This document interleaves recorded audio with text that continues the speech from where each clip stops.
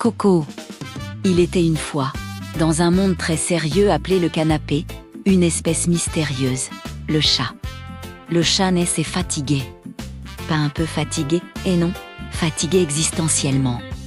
Dès le matin, après seulement 9 heures de sommeil, le chat se levait péniblement pour aller dormir ailleurs, le soleil.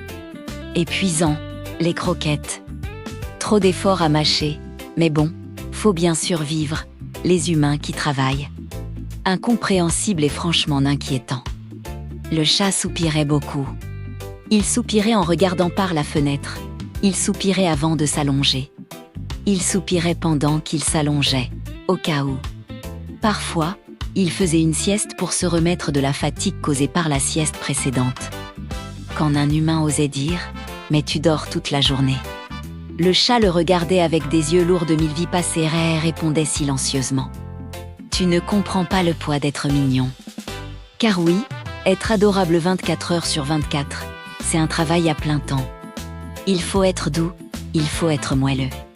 Il faut être photogénique même quand on bave un peu en dormant. Alors le chat continuait sa mission sacrée, dormir, se réveiller fatigué. Puis redormir, par devoir.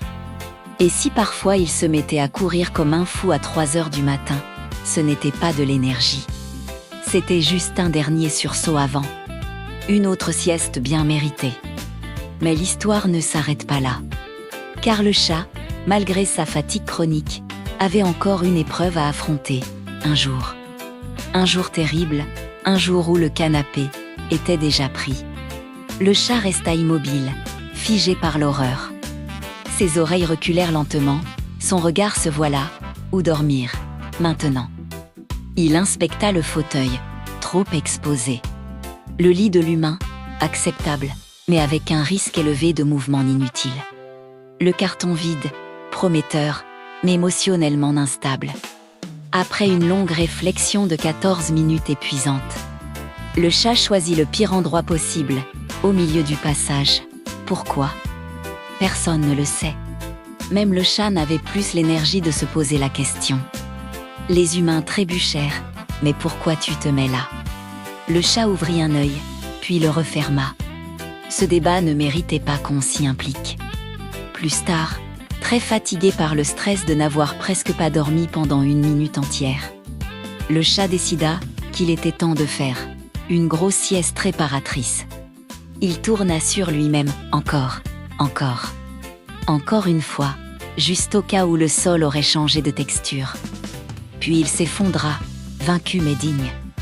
Mais un événement rarissime allait troubler la paix du canapé.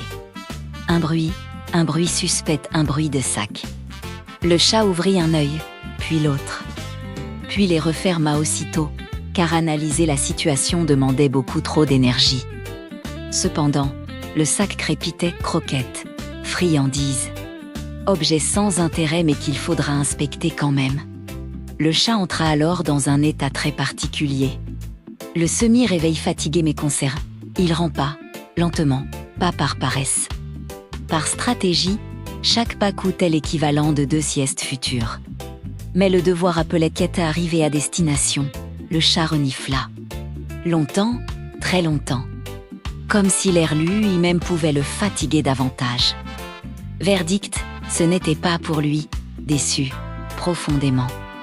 Le chat se laissa tomber sur le sol, telle une chaussette vide de toute motivation, les humains dirent. Oh regarde, il est trop mignon, grave erreur. Être mignon à l'improviste, c'est du travail non déclaré, le chat soupira, encore. Il se leva alors pour accomplir un rituel ancien, changer de place sans raison apparente. Canapé fauteuil sur l'autre coin du canapé. Pourquoi ? Parce que l'endroit d'avant était devenu émotionnellement fatigant, enfin, épuisé par tant de déplacements inutiles. Le chat se leva en boule parfaite, la boule ancestrale. La boule qui dit « Je ne suis plus disponible pour la société ».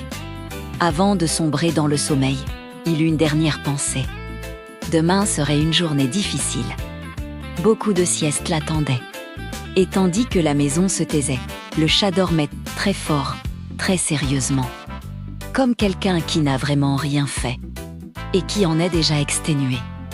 À bientôt pour des aventures encore plus mouvementées. Bisous.